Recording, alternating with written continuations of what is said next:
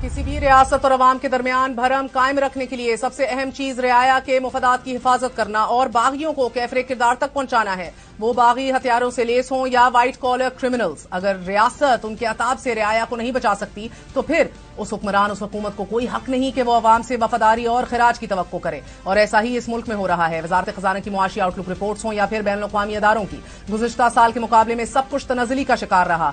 आज वजारत खजाना की मुआशी आउटलुक रिपोर्ट के मुताबिक गुज़िश्ता माली तरसीलात ज़र रुपए की कदर और माली ज़खायर में कमी देखी गई है, जबकि महंगाई में इजाफा रिकॉर्ड किया गया है।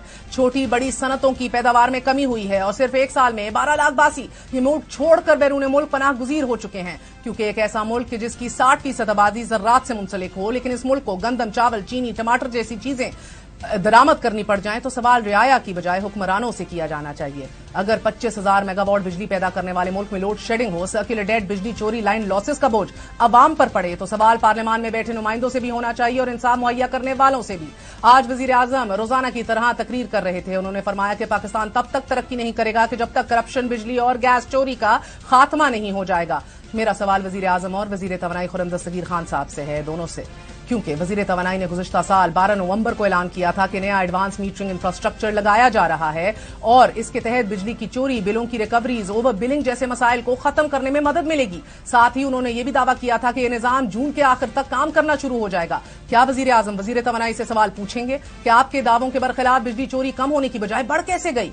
कौमी असेंबली की कायमा कमेटी बराए तवानाई इजलास में यह बात सामने आई है कि सिर्फ गुज़िश्ता 15 माह में 500 अरब रुपए की बिजली चोरी हुई है। इसके साथ साथ बिल कलेक्शन एक बहुत बड़ा मसला है कि जो सर्कुलर डेट को जन्म देता है। कल ही वजीर आजम कह रहे थे कि सर्कुलर डेट 2300 अरब रुपए हो गया है। पाकिस्तान में बिजली तकसीमकार कंपनियों की कारकर्दगी देखी जाए तो वो भी मौजूदा हुकूमत की कारकर्दगी जैसी ही है, क्योंकि बिजली बनाने वाले आईपीपीज का हीटिंग टेस्ट करना किसका काम है? वजारत तवानाई क्यों सो रही है? क्यों टेस्ट नहीं कराए जा रहे? सिर्फ तकसीमकार कंपनियों के लाइन लॉसेस 122 अरब रुपए से ज्यादा हो चुके हैं। 5 अरब 28 करोड़ यूनिट्स के पैसे वसूल नहीं किए जा सकते, क्योंकि या तो लोग बिल नहीं देते या फिर चोरी हो रही है। ये तो थी बिजली के हवाले से हुकूमती कारकर्दगी। जबकि दूसरी जानिब नेपरा ने फ्यूल एडजस्टमेंट की मद में 1 रुपए 81 पैसे फी यूनिट बढ़ा दिया है कि जिससे आपकी जेबों से 24 अरब रुपए निकलेंगे, क्योंकि बकौल नेपरा महंगे फर्नेस ऑयल और एलएनजी से बिजली महंगी पैदा हुई है। यानी गुज़िश्ता 2 दिनों में मजमूई तौर पर बिजली की कीमत में 9 रुपए 30 पैसे फी यूनिट इजाफा किया गया है।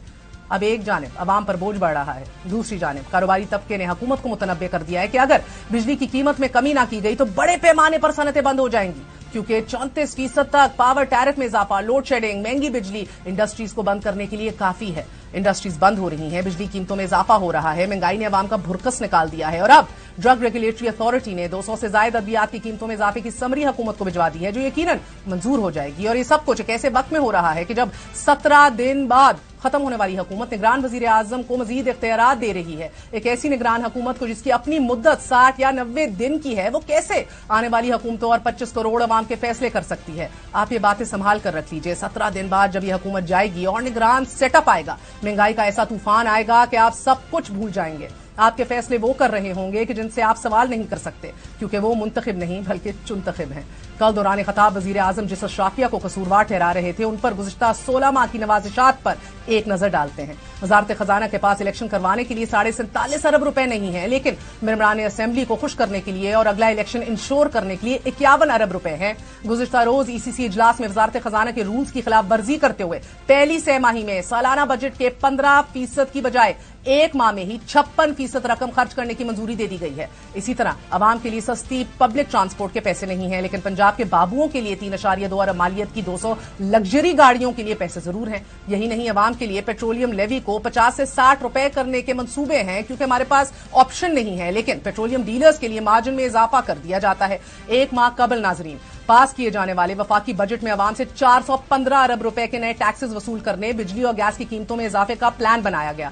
तो इसी मुल्क की अशराफिया को अवाम के पैसे से सालाना $17.5 अरब की मर्रात दी जाती हैं।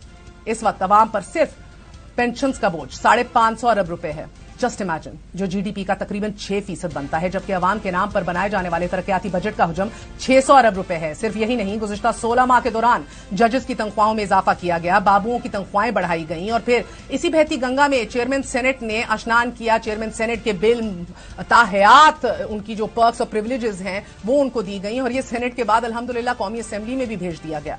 17 दिन के मेहमान वजीर आजम सच कह रहे थे, अवाम का कसूर नहीं, कसूर अगर है तो उस हुक्मरान तबके का है जो इस मुल्क पर 47 से अब तक हुकूमत कर रहा है और अवाम इसकी रियाया है।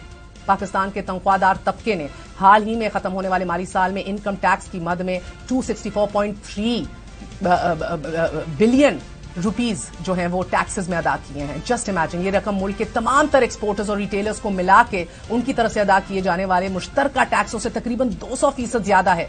यकीनन अवाम का कसूर नहीं, शुमाई किस्मत का है। इजाजत दीजिए। गुड नाइट, अल्लाह हाफिज।